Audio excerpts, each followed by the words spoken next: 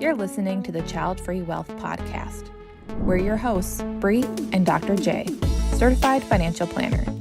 Here we discuss life and finances as it relates to being child-free. This podcast is for educational and entertainment purposes only. Please consult your advisor before implementing any ideas heard on this podcast. Hey, all you Childfree Wealth listeners. So we are going to be bringing you behind the scenes what it takes to become a CFP, a certified financial planner. All of our Childfree Wealth specialists are either certified financial planners or becoming a CFP. And technically it's a CFP Professional. There's certain terms because it's trademarked and all that. And if I get it wrong, well, whatever. I said it the right way the first time. But it's an interesting process. You have to have a bachelor's degree. Then you have to do 6 additional courses on the CFP education. And Bri's in the middle of going through it. And what I thought we would do is each time she finishes one of the courses, we will review the course. I'm going to quiz her because why not? Because I can have fun with it. But also, we're going to talk about how things are different for child-free folks. And I gave Bri a task to see if she finds a mention of being child-free in anything. How you doing, Bri? I'm doing good. A little nervous for your quiz here. I don't know. Hey, you signed up for it, so the first module is actually Introduction to Financial Planning. Let's go with spoiler first. Did you see anything in there about being child-free? No, but I did see planning for college and for kids. Okay, we're going to keep checking this. And by the way, yes, I'm harping on a point because I want the CFP education to change and include child-free folks. But nothing. Got it.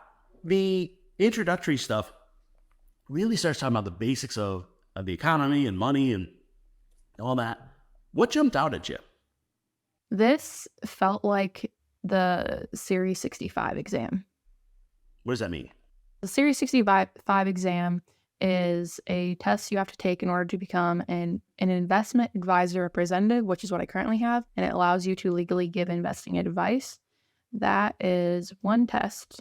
You get a big old book to read about different laws and how the laws came to be and why they exist, what they manage, and then basic concepts of money, time value of money. So what is money worth now and what was it worth back 20 years ago and what will it be worth in the future? So just very beginner finance things.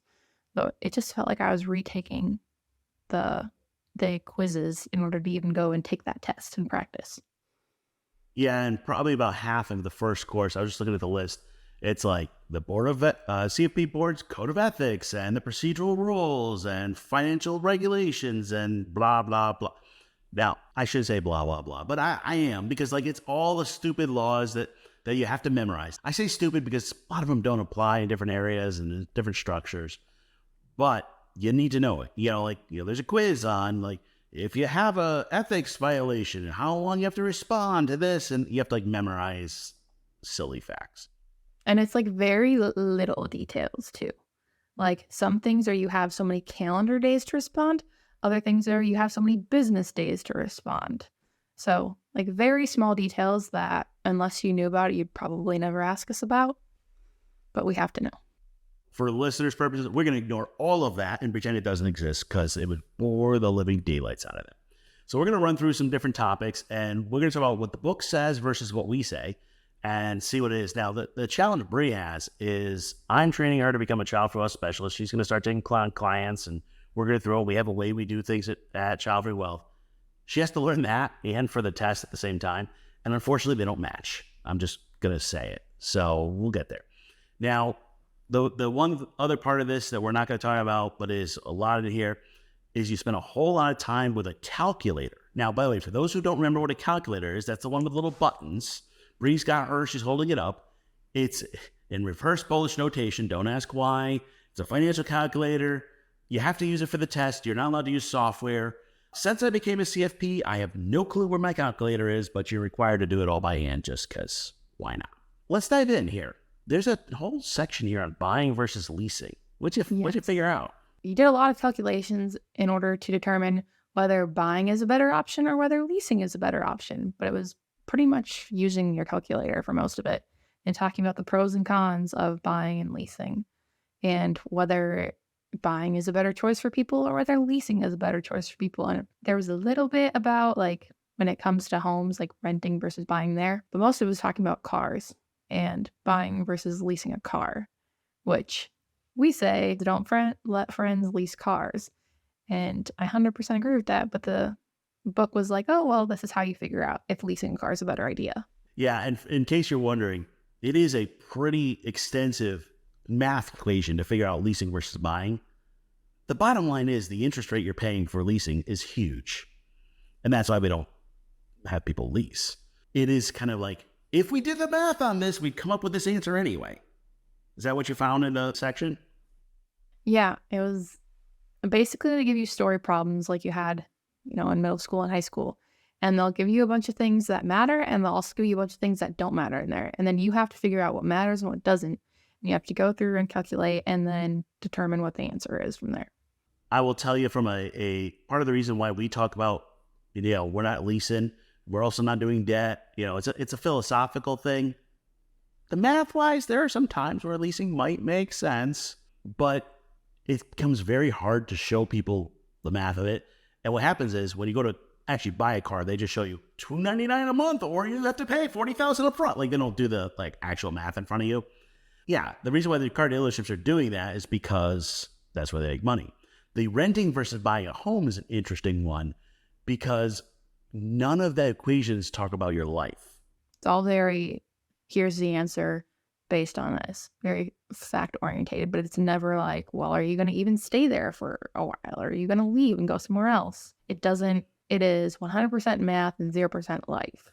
And it assumes buying a house is the right option. Mm-hmm. This is one of those things that Childfree changes. We look at it as buying a house is an option, not a requirement. And really what they're saying is, if the math wins, you should buy a house. But they're not saying, well, but then if you move, so to actually do the math on rent versus buy, you need to know how long you're going to be in the house. You also need to know how much the house is going to appreciate and how much rents are going to go up. By the way, all those numbers, they're made up. Do you really know how long you're going to be in that house? Everybody goes, I'm going to stay there until I retire. No, you aren't. The average U.S. household is like 7 years or less as they spend it in a house. It's going down. I don't know. But we did all the math on it. All right. Next up, another section, they have a 7-step financial planning process. There's a 7-step financial planning process that is the standard CFP way of doing things. And I'll be honest, I don't follow it. I'm just going to say. But Bri, give us the 7 steps so people get an idea what the standard process is. First one is you want to understand the client's personal and financial circumstances. Number 2, identify and select goals. Number 3, analyze client's current course of action and potential alternative courses of action. Number 4, develop the financial plan recommendations. Number 5, present those recommendations. And number 6, implement them. And the seventh one is monitoring the progress and updating as necessary. What's your reaction to those 7? They are a good idea, but I don't think planning is a one-time thing. And you want to be taking into account, because even as we're going through the planning process, people change what they want in their goals. Getting goals and understanding where people are is necessary in order to plan, but it's not like present the one plan and that's it. Because, I have people who are like, well, can we show us a couple different plans? Like, we think this, but we think this. We just want to know what it looks like. Life doesn't match just one plan. Oh, life doesn't match just one plan for child-free folks. So here's the thing. This is one of those systematic biases. The 7-step process works great for parents because if you actually look at 2 parents' financial plans, the only thing that changes are the numbers. So there's certain goals. I have X amount of kids. I save Y amount for their college. I retire at this age. I put up. It's a math equation. There is a standard life plan you are going to follow. There's actually a section we're going to come back to on life cycle planning on this. There is a standard plan you must follow. This is the standard life script. The 7-step process follows that. Your goals questions are, well, do you want to retire 65 or 60? Do you want to pay for their entire college? Do you want to pay for half? Now, by the way, I'm simplifying, so for the people that hate mail, please feel free. But that is what's going on. The thing is, with child-free folks, we do all 7 steps. But It's an iterative process. We work on one or two things at a time. Now, I got people like, hey, I started the year, they wanted to do a new job, they were going to do this, cool. And then they're like, yep, something happened in my life, now I'm not doing the job, I'm moving somewhere else. And I'm like, all within 1 year. So if I followed the 7 planning steps and like, here, Bri, here's your plan, that plan is useless the day it hits the desk. And by the way, the plan is like 110 pages that you put on your shelf and do nothing with. It's not intuitive and doesn't change with your life. They'll check up on it every once in a while, but it doesn't encourage continuing. I don't know. I mean, it's a snapshot. Okay, it's what you're going on, and here's some recommendations. The problem with the plan also is it's really numbers focused, not behavioral. The reality check is if I'm working with a client and I work on making an improvement, I meet with them monthly for a raise, work on 1 to 2 things, we make an improvement, that changed their plan. Now we make another movement, and another movement is constantly evolving. We call it ongoing financial planning. Interestingly enough, we're actually not doing it the way the CFP book says to do it, but our clients like it, and it works. Now, we are required as financial planners, we must cover all 7 of those steps. It's actually part of Bri, she's in an apprenticeship program, has to do 4,000 hours, has to cover all 7. Yes, does not mean they all have to be like in that perfect order. Now, I don't know, somebody from the CFP board might tell me I'm doing things wrong and blah, blah, blah. Well, we're allowed to adapt it. But it's one of those that I just love as an example of the systematic biases. Do you see what I'm talking about, Bri? Yeah, it feels very like cut and dry when it's laid out with the 7 steps. It's just like, here you go, do this, you're good. And then check back if something changes. But I mean, I could tell you right now that like me today versus me 3 months ago, I don't have the same plans. I've decided I want to do some other things and change things. To give me one plan, it wouldn't be helpful for me today. By the way, when I talk to people that do the standard planning process and I explain my process, it makes no sense to them. They're like, how in the world do you do this? And I'm like, we just build it with our client. We build it while we're flying, essentially, because that matches their life. I don't think I could follow just the 7 steps in order perfectly. That doesn't make any sense to me. Like, yes, it makes sense, but I don't know. Did the people who wrote this, when they wrote it, did they think about life and how life happens? Because it doesn't feel like it. Well, hold on. So let's go there. So one of the sections in here is life cycle planning. The life cycle planning. Every single life cycle in there has kids and a certain structure. So it's an assumption that goes with it. These are the built-in biases. True. So when you're saying, hey, do they understand life? They do on the standard life script.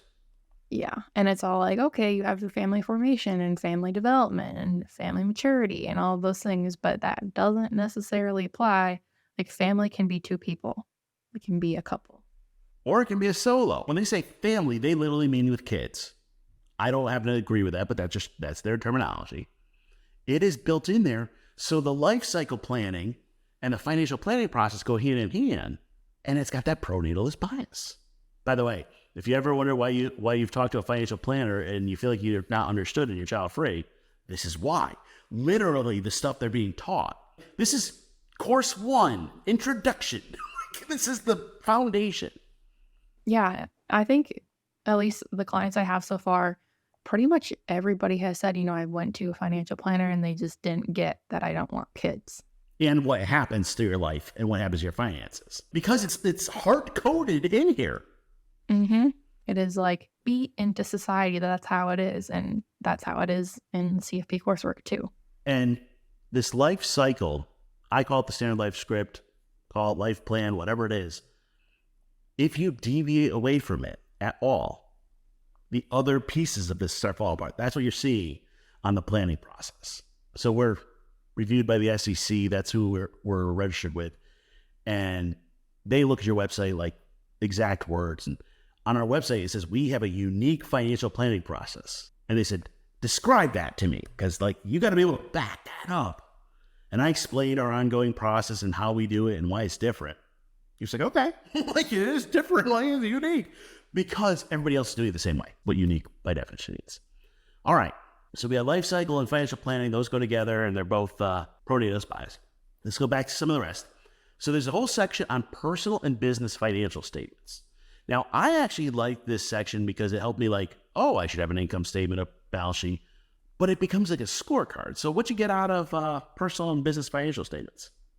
It talked a lot about having your own like balance sheet for your house or income statement for your household. And that's great. And maybe that works if you're really into the numbers, but it's easy to get too caught up in that and live and die by this balance sheet or by this income statement as a person. And it's okay for those things to vary and be a bit different, but it's essentially talking about running your household as a business, which to a point I agree with, because I like to say all successful businesses have budgets. Households should too. It's okay for things to go wrong sometimes and change. It doesn't have to follow exactly what you wrote out. Yeah, I have essentially, I call it a scorecard. Like, what's my net worth for the year? How'd it go? That's really what I'm looking at. Going in the right direction on my net worth. Everything else below that, I don't really care. But according to the document, I think I'm doing that wrong. I think I'm supposed to like itemize everything. What percentage goes to this? This is where, by the way, you see online people go, well, what's my savings rate and my percentage? I'm like, are you saving enough to get to your goals? Yep, that's a good rate. I mean, but this is like a scorecard trying to get it perfect. Keep in mind, they just changed the CFP education to include about 10% on behaviors. That's nothing. Like, most of it's all numbers. All right. Next up, we have emergency fund planning. What's it say there? It wants you to get an emergency fund in place in order to protect yourself. And that stuff I agree with. Like, I can't deny that you need to have an emergency fund in place. That way you are taken care of. By the way, it fills up a gajillion words to tell you should have an emergency fund. Like, okay, sure. Yep, I agree. Like 3 to 6 months of expenses. Next up, credit and debt management. I love this chapter because I don't agree with any of it. It has literally in there, it says good debt, bad debt. And I was like, I know that you don't like that. Well, what do you think, Bri? You just read the chapter. I mean. So in this, they talked about cars being planned debt and home mortgages being planned debt, and then also like home equity loans or different things like that. I don't necessarily agree with having a car loan. I think it's an easy way to purchase more car than you necessarily need. And I will freely say that while also having a car loan, because I think that is exactly what happened when my wife went to buy the car that is now our car. And she knows this. I've told her this, so it's not like I'm throwing her under the bus. It's just we've discussed this. But those things happen, and you just have to address them and take care of them. Mortgages, I'm okay with mortgages because putting out hundreds of thousands of dollars for a house is not realistic for a lot of people, especially when they're starting out. But having like student loans or credit cards, I definitely don't agree with. Student loans, I think there are good ways to get a lot of college covered. I do think that tuition is a problem too. And I think that part of it is because of how easily companies will give out student loans. So it contributes to the fact that what do universities really have if they know people can get loans to cover it? That's another tangent. We have a separate section on education planning too. Yeah. I think the credit and debt management, what I don't like about this section is the debt management component. And what I'm really saying is there's no option for just not having debt. Like that's like not in the picture. And you get so much more freedom when you're debt-free. My wife and I have no debt whatsoever. What do we get to do with our money? Whatever we want. Like, literally, that is the deal. And that's hard. Well, it's a societal thing, different things. I just wish there was more of a nuance of, like, it's possible not to have debt. I will freely admit, if you come to me as a client and you're like, hey, how do I, get a $50 million loan and leverage this and 3 times this and that? I'm like, no. That's not my area. There's somebody better in debt management, and I just admit it. And I'm like, I'm just not the right planner for you, and that's okay. It's a bit of bias. Yeah, we have built into our no baby steps to get rid of debt, so it's pretty obvious. But it's okay. Yeah, we need to understand it. I think there are times where we get into this credit and debt management, and it just gets so mathy that we forget the behaviors that come with debt, which is the buying more car than I have to, or what credit cards allow us to do. I think that's what's missing. Does that make sense?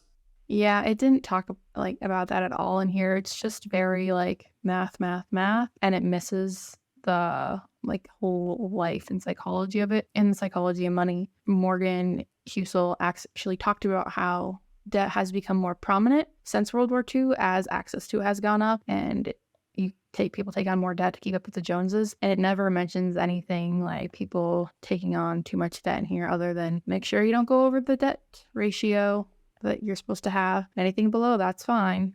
Well, and yeah, we get debt to income ratios. So on the mortgage, you could actually end up buying a house that's way above what you can afford.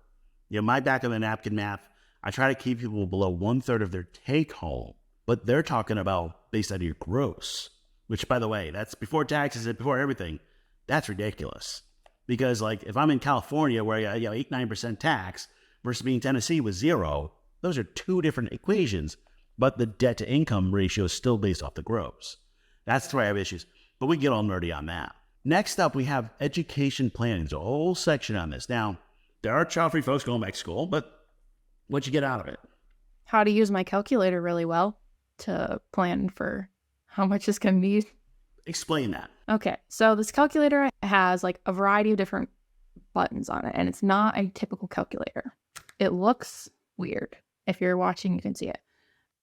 Calculator is you essentially have 5 different things you can input, and then type them all in. It'll tell you what the future value. So like, let's say I want to figure out, I know that college costs $100,000 today, and I want to figure out what it's going to cost in 18 years when I have a child that's ready to go to college. So we can figure out how to calculate what that $100,000 today is in 18 years.